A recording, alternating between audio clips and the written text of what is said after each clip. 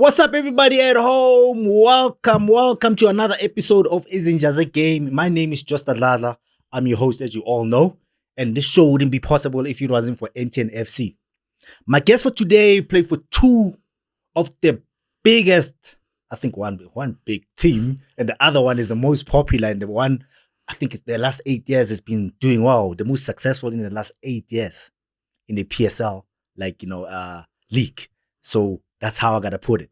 He won a few titles with most of the teams that he went to, and most of the teams that he played for, some of them don't even exist anymore. He's gotta tell me why. You know, he's more like Vuyo.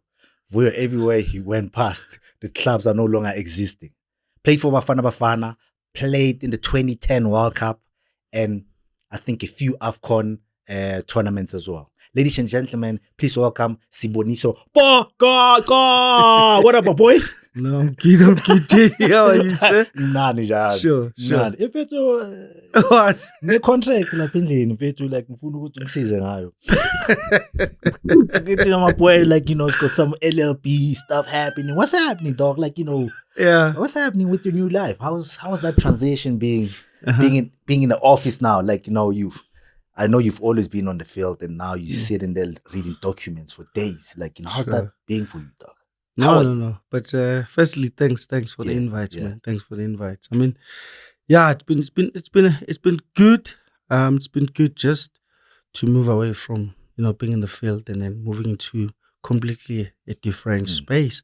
However, it's also been challenging. It's also been challenging. I guess life, it's part of life, and. But being in the office is challenging, man, because, you grew up moving around, running around. Literally, you've been like someone that you exercising your body. Your body is always functioning in a sports environment. Yeah. Suddenly now you have to sit almost for hours reading, like you said, documents, drafting, doing a little bit of research. But I guess VET prepares you. The university prepares you. Yeah. Because there are a lot of reading, especially moving away from EPA to LLB. So you read a lot of case law, you do a little bit of research then there. And it's part of life and I'm enjoying it. But to be quite honest, it is challenging. It's a challenge. What do you specialize? I know law, what do you specialize in when? What's your... when you're doing your articles, obviously, you are not restricted in a particular law. You literally broadly you cover everything because that's part of training as well. Yeah. So I'm still in that process of being trained. Oh yes. So you cover everything. I think this morning already I've drafted few notices and I had to upload that by the time I get to the office after serving that to the state attorney. And then I've got other documents that I still need to draft. So especially today, it's quite amazing. It's a space where sometimes you're confused, sometimes you lost. You lost. Yeah. And then because there are good people in that law firm, KMNS firm. So what is it? What's the name of the firm? KMNS. KMN. Oh, okay. Yeah. It's Sentin. Yeah, it's in Sentin. Oh, okay. You see, so. I'm enjoying the space. The space, it's quite amazing. I want to learn more. Yeah. What you want to do? What's the hope? What's the aim? What's the aim, kahle? You studying this? I'm sure you just don't want to end up there on LLB fella. Probably want to end up in what do you call? You're an attorney right now. You probably want to be. What's the next one? So I need to correct you on that one. I don't know why people keep calling me an attorney. Yeah. I'm still practicing to get to you that. Practicing. What they call it, I'm still busy with my articles. And then once you completed that, obviously you still have to pass the board exams before you can even an attorney. So you're law. Okay, I see you. So how long does that take? No, it's a 2-year program. Oh, it's a year or 2 year project. 2 years program. You getting paid while you're doing that? No, of course. Okay. But you're dealing with serious matters. You're dealing with matters. Yeah. You appear in courts. You do appear in courts. Yeah. You have clients. Of course, from the law firm. So it's just a training that they want people who are competent, but most importantly, they don't want to throw you from being at the university, the next thing, because you're dealing with people's lives. Yeah. You know, dealing it's like being a doctor. You don't come from. You still need the practice first. Yeah. So the practice in that space helps you. Okay, you're not an attorney yet. It's attorney. You want to end up being like, you know, an advocate. That's where the money is for you. Like, it's money. Money corner. You know? I'm a social justice person. I love justice. I love fairness, and I think what pursued me was mostly justice. I love justice. Yeah. I'm someone that I just want to see people living the life that God wants us to live. Yeah. You know, not poverty. I believe that no person must be poor. There's enough for everyone. Yeah. Therefore, if I can do something, you know, to empower, to assist, you know, the space of justice for me, it's something that I want to be in, and then also serve the people through, obviously, you know, trying to have a society that is egalitarian. There's a society that is equal, a society that there are less poor people. Because I mean, how do we drive on the highway and then there's someone who lives under the bridge? It's crazy, And then we normalize such the majority is poor. Yes, and then we normalize it's crazy. The saddest thing is that we've normalized it. Oh, yeah. And then we say no, and then it's like, it's your fault. But we know it's not your fault. We've seen that in football, right? Soccer player, just another one. So are you drunk at this one? You want to get into that as well? Is that the path that you want to get into, or like they were back now? So I phone Nepal and no, I love football. I love football. Listen, man. I think, you know, sometimes I used to be very angry. I used to be, you know, I used to have this dark side of me. Yeah. You know, where I exercised, I invoked the other side of me, which I thought never existed.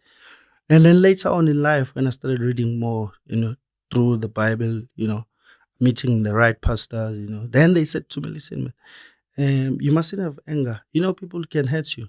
However, never show that anger, you want that vengeance against them. Just see this as a life lesson. Back in the days, you went through that. Ushatile ntwana asiqale lapho. No, I'm not. Girlfriend. I'm not married.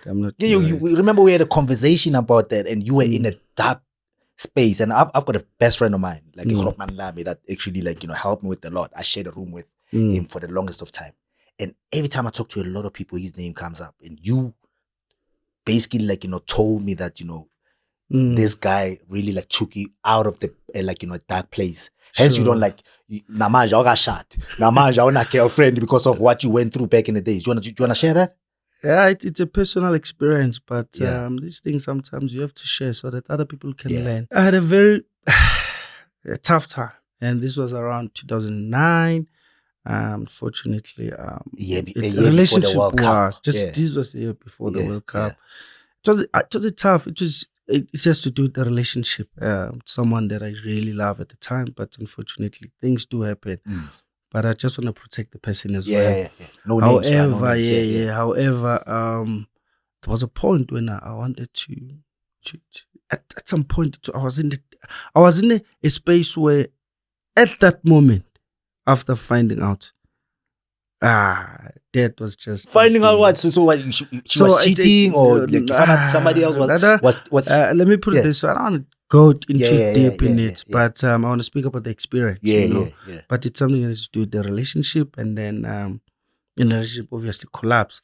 But that moment for me was tough. Was the most difficult thing was to move away from the pain. But I didn't know the pain was gonna end when and how. So, but when it happened, then even committing, I thought of all the things, you know. Committing suicide, taking your own life. You were at Sundowns then, eh?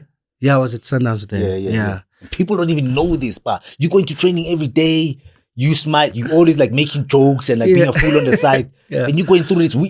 I was gone already. Most of your teammates didn't even know what was happening in your life. No, I mean, so it happened while I was in the Confederation camp. Just before we started the Confederation. So in camp, for the national team. At the time, I had Brian Baloyi as my roommate, which is your best friend. Boy, it's my boy. Yeah, it's your boy. So I mean, Clean came into the party. Clean Pinkin came to me. He was your agent. That's an agent, by the way. That's an agent. Yeah. He came and then he had a chat with me. I thought this guy's. You told him what happened. You're crying like you called him. Like did find out because he was the closest person that anyone can call and say, "Listen, we have an issue here. There's something was Siboniso." So he came, he spoke to me. Who called it? Brian. Let's just say that. No, it wasn't even Brian. I think the people in the people in the management. So he tried to get involved, to intervene, but because he was not there every day. He was not there every day, and but he did try to assist, and I think Brian was the one who did, but Brian didn't have details. If he had them, he hid them. So maybe they told him, "Listen, look after this guy, man. We're not too sure what's going to happen to him. You know, he's going Shout through. Out to Brian, man. He's going through some difficulties. You know."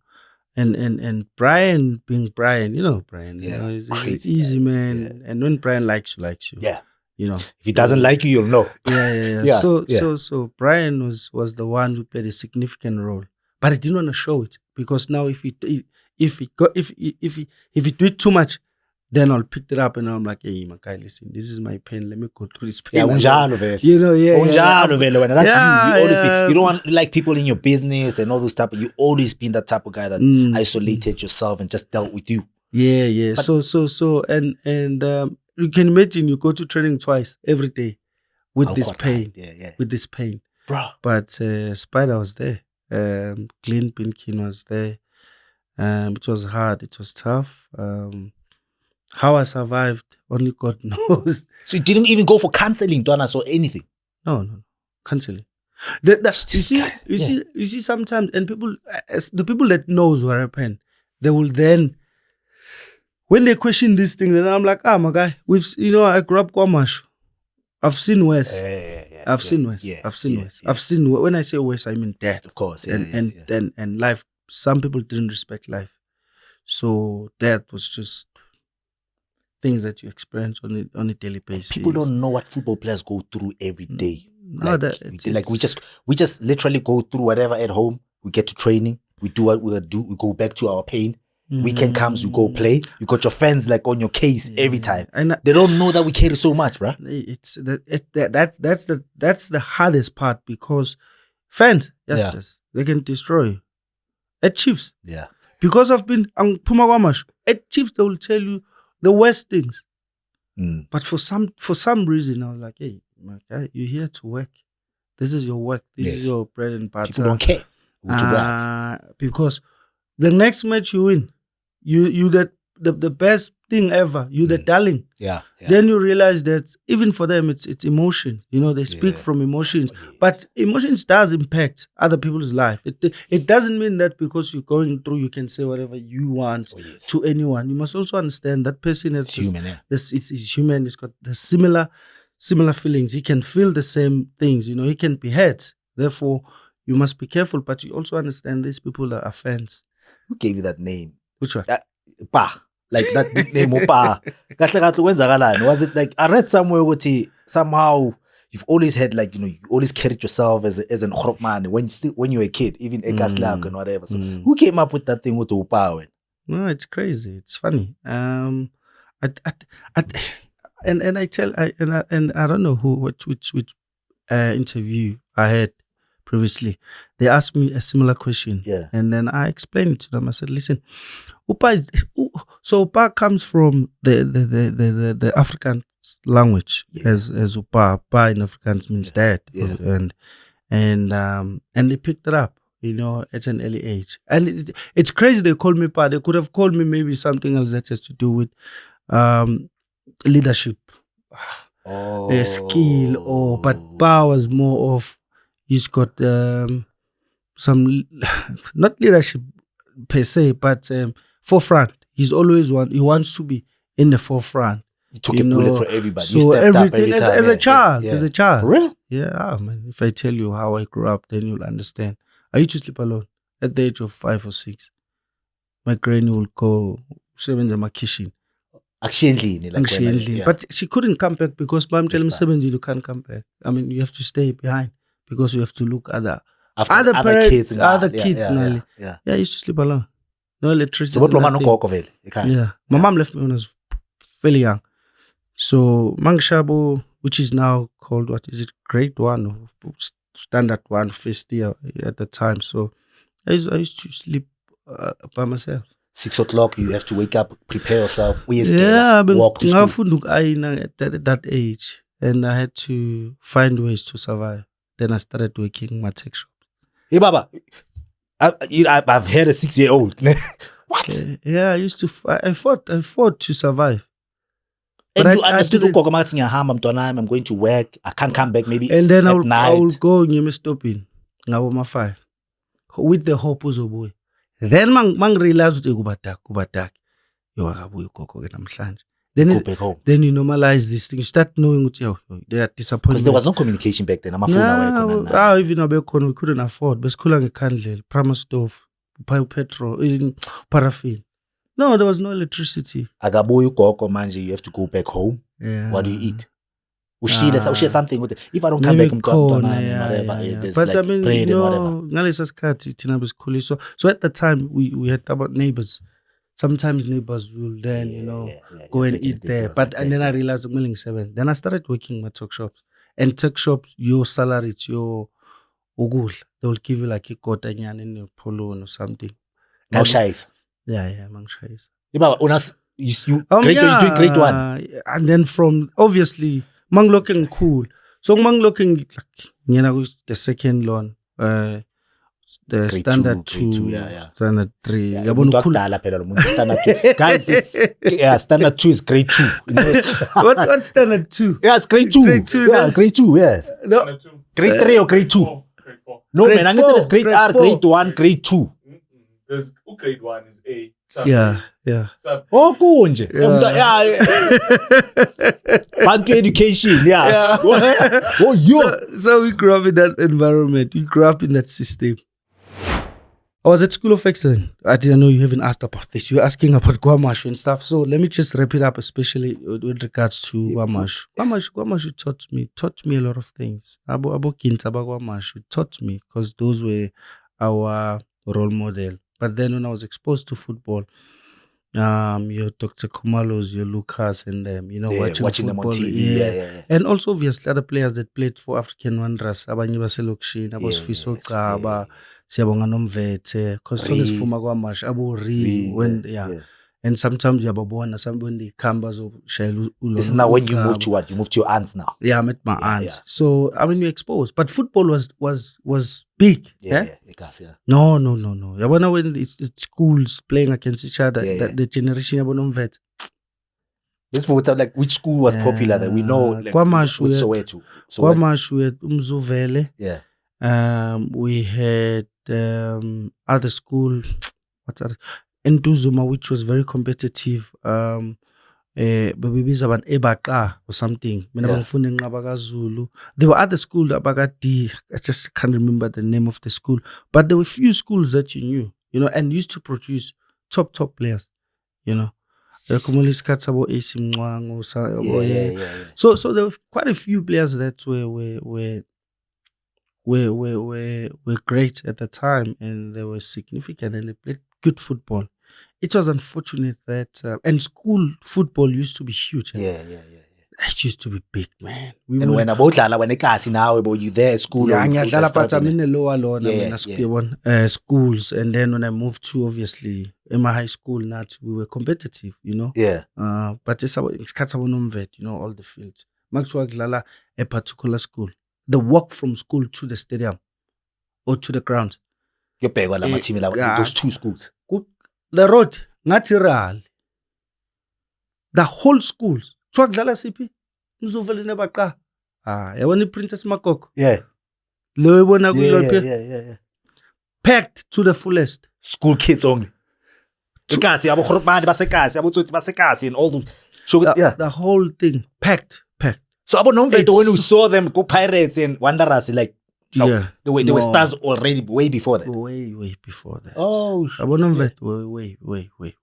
So the point is, we had it was very competitive and it was great. We used to go and watch and sit there. Ugcwele. Yabona makuthiwa I don't know. Ngifuna ukwenzela nje, just picture kuthiwa kugcwele kudlala iChiefs nePirates, but I'm not saying that's that magnitude. But I'm just saying the environment, the pre and post, even during the match, that's how hectic these things used to be. How do you end up a school of excellence like that? I started playing I started going for trials to represent the southern region. That's a KZN, which is Durban. Yeah. Go to trials for under 7, and then one day ngapopa, and then they don't select you when you are hustling. Samang is female. We take train. Him then out I'm about to send me soul rest in peace. And then a few guys talk na my trail. We go there. Hey, good well. You can imagine maybe they're looking for 20 kids. And then maybe there's thousands and thousands of us. 5,000 kids there. Train. Look reduce. And then I ended up representing the KZN, like the southern KZN. Yeah. From Lapo, and then we went to Cape Town to play interprovincial tournament. Yeah. Which Coca-Cola. Yeah. And this is when then actually I was not even selected, but a friend of mine again, was selected, and then it was in Cape Town that Cape Town. Then out about to Tim Abang. I'm sure you know Tim Abang. He was also part of the team. Yeah. There were other few guys, obviously. At Obovuyo we played Free State. So Dladla Obovuyo to by interprovincial. Yeah. I remember you told me that. Yeah, a majority of guys. Yeah. The majority of guys, some of them had played, became professional. Yeah, we played these tournaments. We met through. There was Uputi Story, even played for the Chiefs. Yeah. There were a number of them played interprovincial tournament. I think we lost. I can't remember if it's quarterfinal or something. Yeah. But then there were a few guys that were selected, and Utusand was one of the few guys. He was the top goal scorer, player of the tournament. Everyone wanted him. Yeah. And then even the School of Excellence, SuperSport, chose him, selected him. Oh, SuperSport. The Copenhagen one. That's what I wanted to ask you. We're going to get there. Yes. Yeah, we're going to talk about this. So that's how you ended up with varsity, like, that's School of Excellence. Port Elizabeth, whatever. It's because of the School of Excellence. It's actually, that's the School of Excellence. They were partnered with the University as a PE. In Copenhagen. So Copenhagen was the main sponsor. We were called FC Copenhagen School of Excellence. Oh, wow. I didn't know about that. This is why I was Copenhagen. What? Because most of your friends ended up in Copenhagen. Yeah, El Rio van Herden. Yeah. So. But that was only El Rio. He was the one who ended up playing. Yeah. What happened to the other guys? They went for trials. They didn't win. Like they didn't pass. No. Others did play. Others went and played in Denmark. Yes. Just they never played in South Africa. They played in Denmark. Oh, yes. There's a guy who played for Swallows. Yeah. Also was promoted. Other guys, Mvela. But there were a few guys also that. There's a keeper, Moses. He was at Celtic. I think at some point he was a goalkeeper coach. Yeah. He was also one of the guys. And then there's a keeper also. What's his name? This guy. He played for Tuks, and then he was in Cape Town for a longest time. Also, he was promoted. So there was a few guys. That played. The most that we know is Van Heerden, who did well. Yeah, so that makes sense. And whatever. When are you SuperSport then? I went straight to SuperSport. So I was there for 2.5 years. And how did SuperSport see you then? It was the late Thomas Mateka. Good man. Actually, so there was what they call, when they have these, what they call it again, man. When they want to promote, some teams want to be promoted to maybe Kumvel and stuff. Yeah. So they have playoffs. So there were playoffs that were played in PE. Yeah. So Thomas and I think there was another guy from SuperSport. They were there to look for players, that they can recruit to come to SuperSport. And then he was invited to come and watch us training by one of the directors at the school, at the school, Roald Paulsen. So he then saw me running, and then the next thing he sees me in a training field. So then he asked one of the directors, I think I saw this guy running. I saw him running. How is he here for a trial or something? They're like, no. He's with the school. Says, oh, okay, but why was he running? Was he punished or something? He said, no, he does this every day. I used to train 3 times a day. So this thing has been with you since Ulentwana, boys. I used to train like a madman. You're still crazy. It was worse at the time because I used to wake up around 4:30 to 5. I'll go run maybe 10K. I'll come back, we have breakfast, and then we all stay in the same house. So we'll go to school, come back from school, and then we'll have like a snack before we go for training. And then I'll have my snack, or I won't eat at all. And then I'll run to the training field, which roughly between 6 to 8 kilometers, run there, train with the team. They come, because we will use Amabas. They get there, we train, we get there, we train, and then I'll run back. So this madness, I got it now. You're still crazy even today, bruh, at 40. So what? Yeah, I used to train like that. Almost every day. Jesus. And you see, sometimes my stubbornness is not because I'm stubborn. It's just because I'm a hard person. Yeah, I've always wanted more. So sometimes when I see that, hey, you are now challenging me, you know, then I come. Yeah, I know, you come out. You like it when people kind of like, but used to, you like it, eh? Yeah.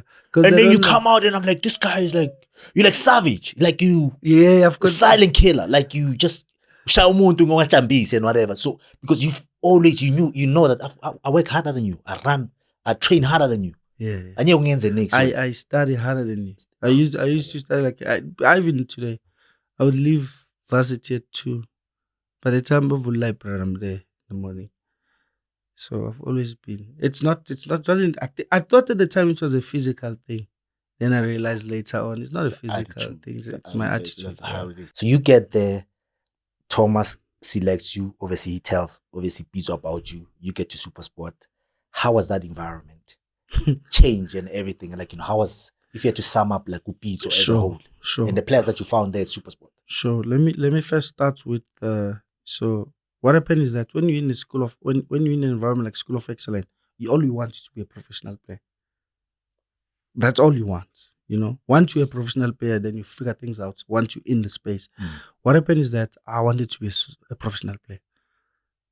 I will work hard to be in the team. But as long as you give me a contract, I'm a professional football player for this particular club. Then everything else, you can even put me as the last person, but I will work my way up. So I get there, I'm like, an opportunity. That's all I want. That's all you wanted. Then I've got this, now it's time to deliver now. It's time to do the work. Get there, Pitso is not too sure about me. Remember, I'm here to replace Ronnie Zondi. The late Zondi. So there was John Moeti that was leaving. There's Ronnie Zondi that is leaving. But there's still about Themba Mnguni. There's still about Kaitano Tembo. Even the late Thomas Montekak is still playing. The late Abraham Raselemane. Abo Sienki. Like, there's a bunch of great, you know. And Abo Yuk, Abo Shakes. But I'm young. I'm like 18 when I get there. And like, okay, they want to see me. Pitso is interested in this player that Thomas is praising. You know, you're still trialing. No, I didn't trial. I've got a contract. Okay. Fine. By the time I get there, already signed the contract with Stan Matthews. Yeah. Get there, first training, it was doubting centre back. It's like, I'm still young, you know. But that was your position, centre back. You were centre back, and then I started back. playing right back. Now centre back, right back, and then I started again the same thing, attitude. I'm gonna train afternoon. I'll come and train at TUT. With Floyd Mbele, he was at Pirate at some point. I think he went back. He was still training. He was there with the TUT team. So he'll go and train with them alone when we are not training. And then I started running. I stayed with Airtraceville when I got to SuperSport with the family because I was still young. It was a family that Thomas wanted me to stay with them. So I started running. I started doing extra training. I started coming early in the morning because I still had that. First, do my first training and then train with the team. And then a few young players adopted my attitude. Abo in Sunderland, goalkeeper coach Ubafana at the time, Grant, Johnson. Yeah, it's Grant, eh? Kelvin Mullen came and joined us. Ricardo Kata a year later came to the club. And then I think I played 7 games my first season. And then I was happy. Yeah. And then, because I was young. But when I was 19, everything changed. First few games I didn't play. Then one game. This is what Coach Pitso used to do. When there's a player that he thinks is too good, and then we assignment, yeah. So Hambana. So you were that. So what? But you were a right back. How Hambana? So I think especially my wing will come and say I'll go and play right back. But in Funu Magalomund for the team, just Magalomund. Then there was Ubanu Kasana, he was at Santos, and then he went to Swallows. Yeah. Problem, Magalomund. We go to Nomuya to Twal. Yeah. We parade. Yeah, and you're not one of the quickest players out there. But into Pif Mulala. So Magalomund. And then I think there was one game when they would say, okay, I'm glad center back. And then things changed on that game. Then I started trusting you from then, that. Then he's like, okay, combination, no cut. Yeah. It's stable. These two, they've got an understanding. And then from there, never look back. I think at the age of 20 or 21, I was already playing for Bafana. Yeah. And Stuart Baxter, coach at the time. It was me and Lerat. We got our first collab. Yeah. Lerat was way younger than me. I think it was a year or 2 younger than me. So I got a collab when I was like 20 or 21. And Dladla, Sean was still playing, Sean Barclay. Yeah. I remember Quinton Fortune came, then he got injured. But these were like your seniors. Yeah, your seniors. They were just coming back now to finish their careers and whatever. Yeah. So I've played with those guys. 5 years with the club, and then you left, right? Obviously before that you brought like a lot of. 5 years later, you guys won, I think, a cup. We won a cup. Trophies, yeah. No, actually, when I was 19, we started competing for trophies. Yeah, for trophies. Yeah, there was a point where there's no cup that you didn't go to the final. Yes. Maybe we win 2, we lose 1. Chiefs will take 1, we take the other 2. Yeah. It's crazy. So after just being like now, you just SuperSport was not used to that. SuperSport was like Vits, like it was like a Vits. I think, but when I joined, they were playing good football. Good football, yeah. And I think they finished 2nd or 3rd. Yeah. When I joined them, and then became a habit to finish in the top 3. Or we win 2 cups, or we win something, but then it became like a habit for the club. Like this is what we are known. Crazy, we are known to win trophies. And everyone just loved to watch. Everyone, you guys even if they support other teams, but they were so interested in just watching SuperSport because we used, even us, we were like amazed how we played. But it was the influence came from Coach Pitso. I think you see I got there when Pitso just signed his first contract as a professional. Yeah, he was a caretaker coach, assistant coach. And when I got there, he just signed his first professional contract as a coach. So he was still also learning from this. So we were the generation that learned with him.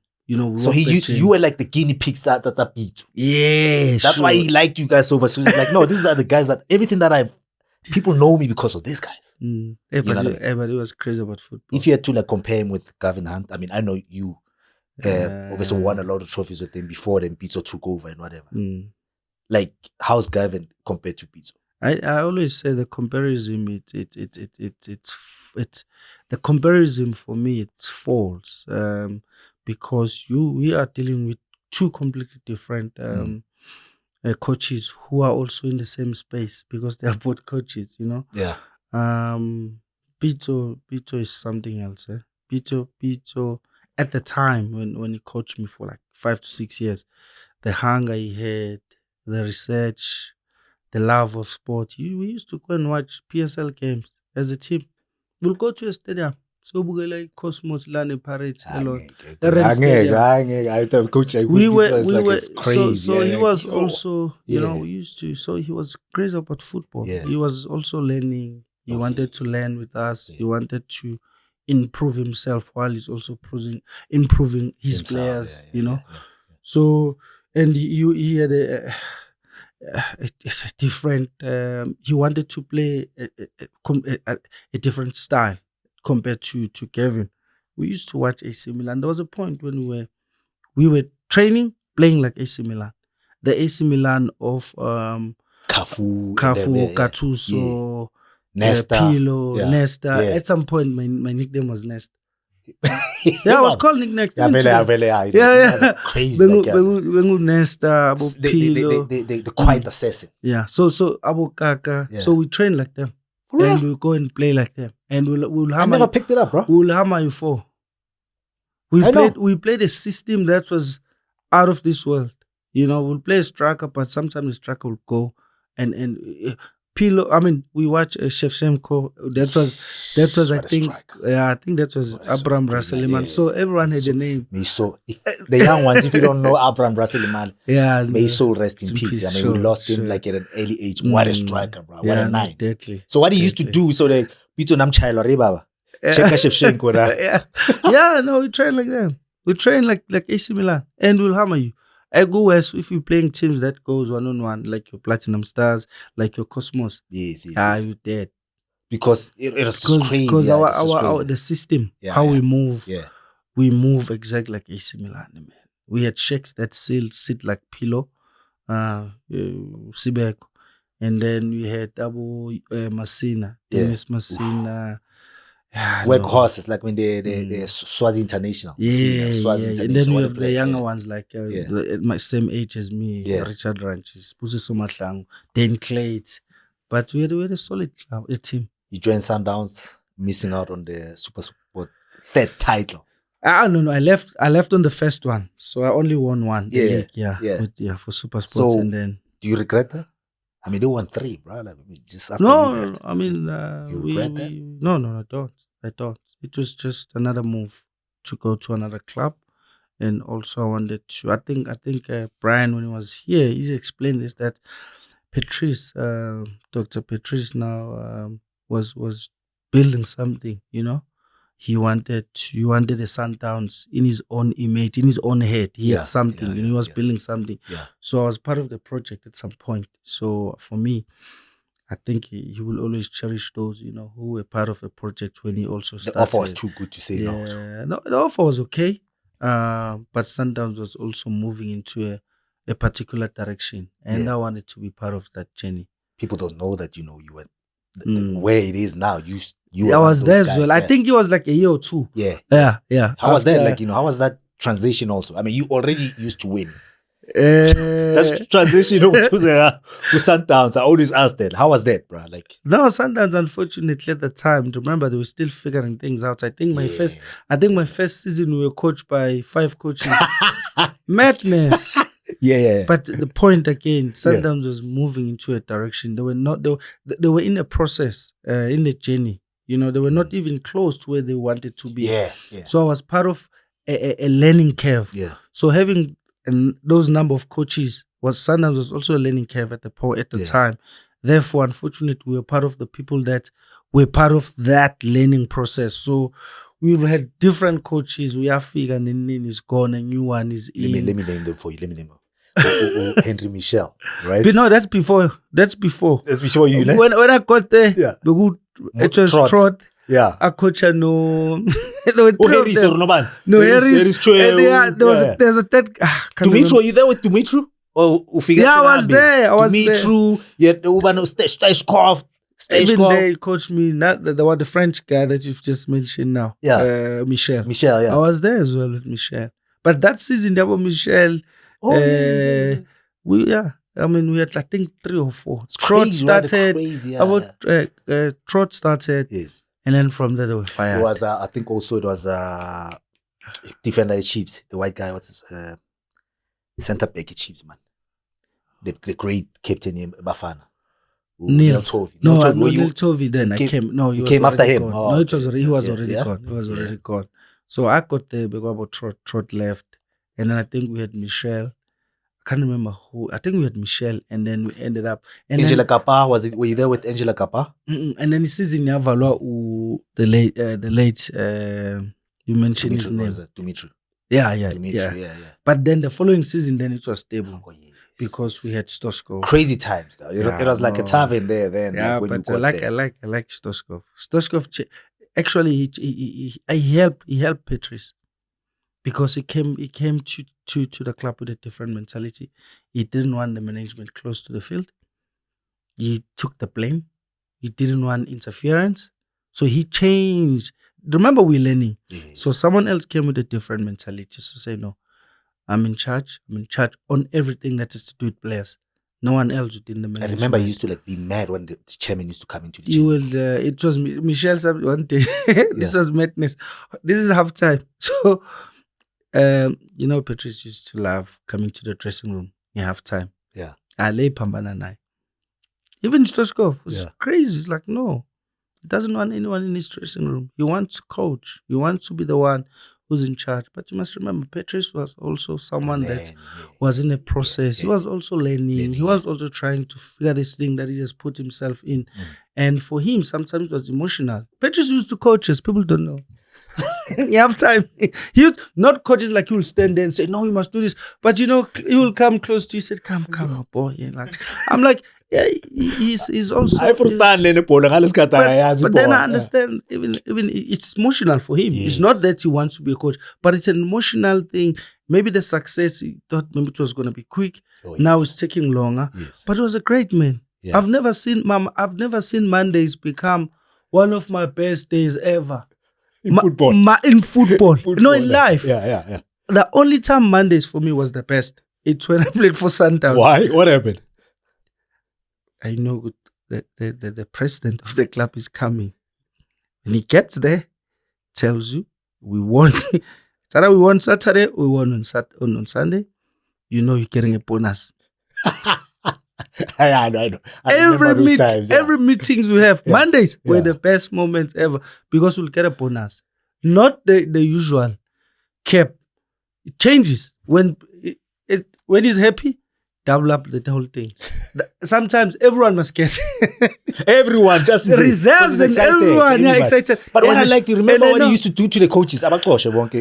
I want to talk to my players. Then you'll give everyone money.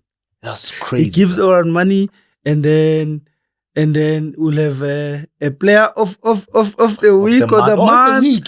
Sometimes we'll have, hey, listen, you played well this week. Yeah.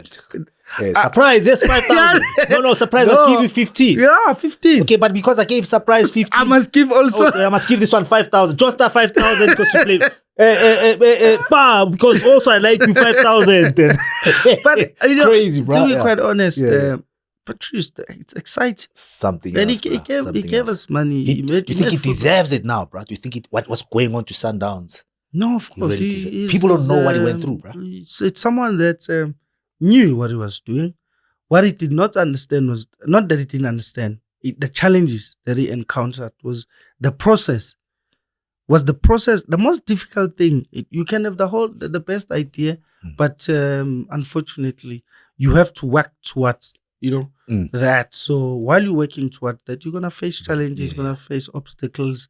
The path would be bumpy, So you'll find potholes. I think Patrice had a lot of potholes during that journey, but he stuck with it because he knew. Look at him now. Look at Sundowns now, bro. Look, not just look at South African football. Oh. People don't know that Patrice is the one who assisted Bafana when Bafana was going through that difficult time. During that difficult time where no one really gave Bafana anything. You're not taking away what obviously like the chairman has done, which is like Dr. Ivan Collins, Dr. Kaiser Mutaung, and then he's got also the guys from Cape Town. We know the guys that been there before him. We're not taking, guys, don't get it wrong, we're not taking away what these people have done. The foundation that they've built. Now we're talking just giving like credit to So it's Dr. just Patrice Motsepe, what he's done to football as well, the contribution that he's doing. Yeah. Sorry to catch you. no. You're right. I Yeah. mean, I've said a lot about them. Yeah. They are the face of South African football. Yeah. You can never speak of South African football and then you don't mention who they are. Even today, they are still the Bafana that you see. It's the contribution of those people, obviously players and the friends that stick with us, but the league that we watch week in, week out, it's what they've done. Dr. Ivy, the Kaiser, Dr. Kaiser, your Golden Arrows, Golden Arrows, number of you, one or two guys from Cape Town.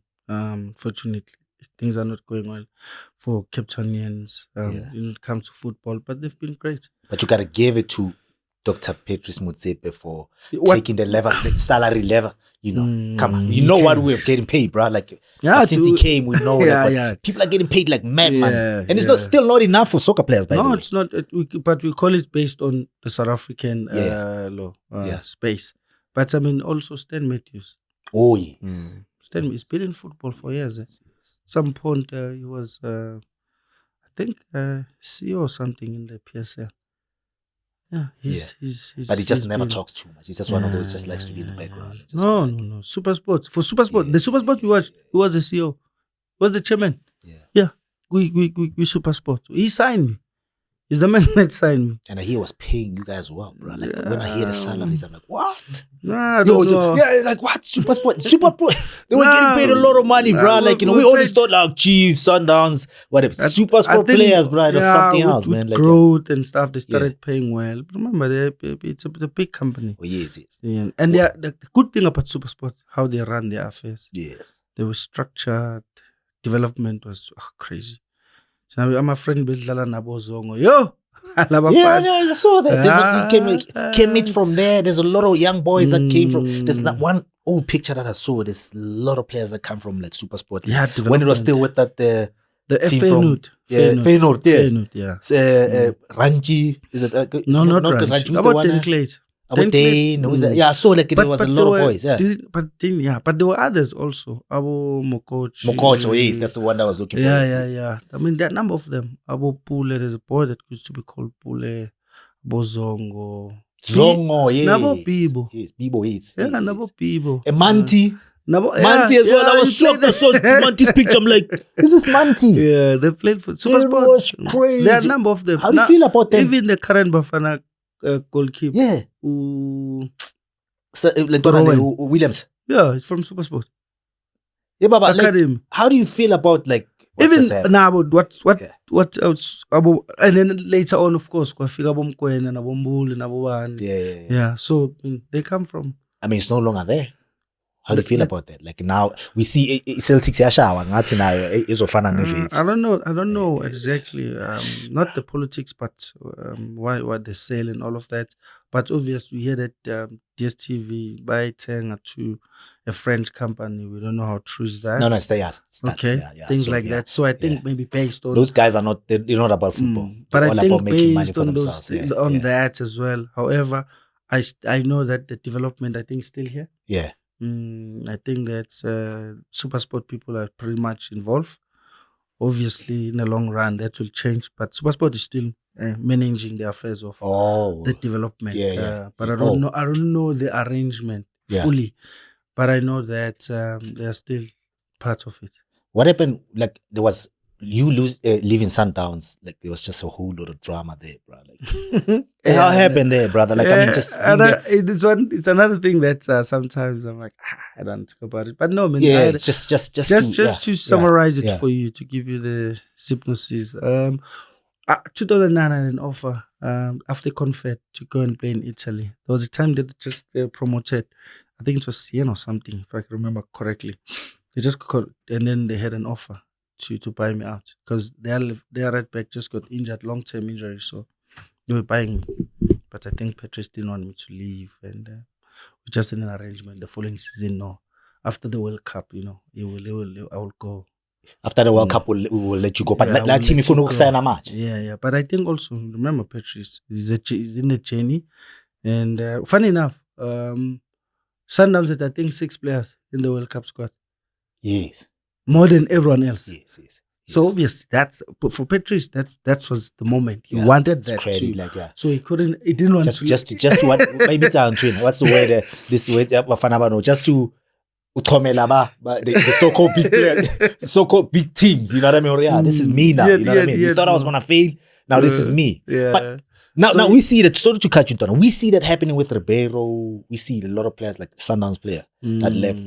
He had to terminate his contract. We saw also Mutau. Is it Mutau? He was also trying to leave and all of that. I'm gonna ask you that, bro. And a lot of people don't get it. Teams don't want to let us go when we get offers, right? I think if I was an owner, it would be good to let a player go and go make money for his family and whatever. You keep me, you don't want to go. You don't want to let me go while I'm doing well. Tomorrow when I don't do well, you let me go, right? And also what happens is you don't want me to make money. Tomorrow when I don't have money, you're not gonna come and help me and say you helped us in the team. How do you feel about it with what teams are doing to us? They did it to you, and it's still gonna happen to a lot of players. How do you feel about that, bro? It's a very complex situation, but we need to be objective. So if you've got someone who's running a club, it's business for him. Yeah. His face is one or two players that are the face of the club. At that moment, they bring him sponsors.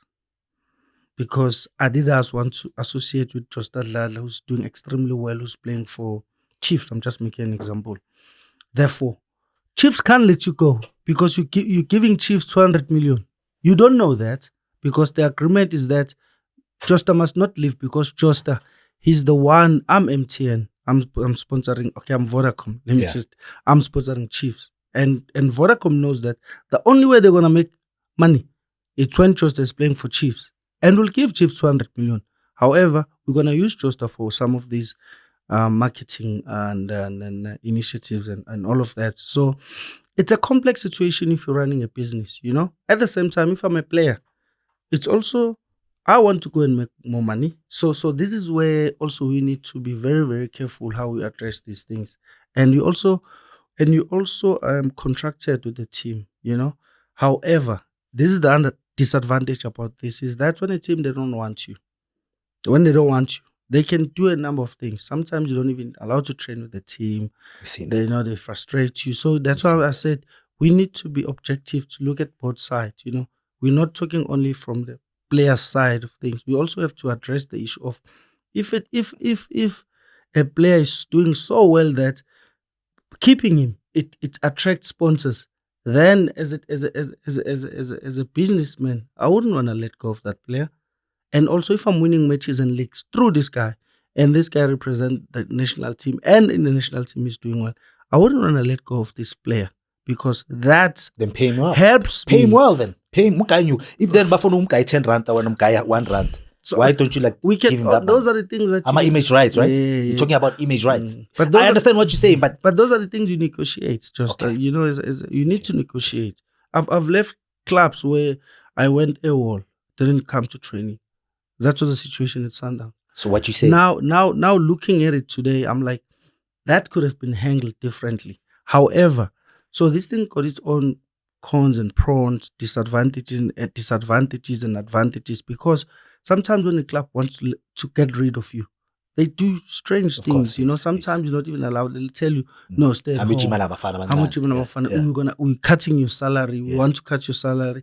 So if you're doing so well and there are clubs that want you, then the club's like, no, we're keeping you. So these are the things that sometimes they can be controlled internally instead of going into public and no contract wise. I would say when these young ones are going to negotiate for their contracts, they gotta look at those clauses that they gonna use. It shouldn't be difficult for them to go. Even those clauses, sometimes I don't think they assist in terms of controlling the movement, and also when it's time for a player to go and the team that is offering more money in that clause, then you have a right to go and say, no, for me to leave, needed 20 million. However, this club is bringing 25 million. Therefore, I've got a right to leave because the clause allows me to leave if the offer is good. At the same time, if the offer it's not even close to what the clause says, you find ways to do these things. But also it's complex because I've read some rules, FIFA rules. It's even for them, it's difficult. Because when a player wants to leave and he's got a better offer to go to a bigger club, they will do whatever it takes to leave. They stop training, they do this. But also, who's the other player? Where Newcastle, the same player. It's also it's a bad image for a club that says, okay, we won't let you go. However, you're not gonna play. Then you're destroying a talent that excites players. So it's a tough one. It makes me angry, bro. It makes me angry. But I wish like, people or the teams can just like, try and like deal with these things. Agents like, also, agents must find ways to negotiate. This thing can be, these are human beings. Yes. There's always a solution in all this complexity. Because complex issues, unfortunately, they are not easy to be resolved. Yeah. Sometimes you will win this, you lose that. You don't win both. Okay. You know what I mean? So these are complex. I always say complex issues will it's difficult when you're in a dialogue and dealing with complex issues because they are not easy to be solved. And sometimes something must be sacrificed. Of course, yes. So the losing parts, I mean, you can imagine when ANC and the apartheid government when they were getting to be sacrificed. Sometimes there were people died. They died through these negotiations because there were complex issues that needed to be dealt with. Yeah. And fortunately, they came up with something, which is democracy, right to vote, however, land issue was never resolved. So somehow you needed to sacrifice something. Then let's cut it out before I'm a producer to ask how. Even you about to umatlala ohlala ikasi lakho mfethu mhlambe ubani umatlala that guy who say court manje. Which one? Uhlala ikasi ke mankana ukhet uhlala ikasi lakho ntwana kusho ukuthi uzomsiza nawe sithi uyi lawyer now. I'm just messing with you, bro. Yeah, we are guys like I've got a lot of questions, but we're out of time. You know what I mean? Sure. Let's have the second part next time. I'd really love for you to come back so we can finish up this interview. There's so many questions that I couldn't finish, but because of our producer saying that we're out of time.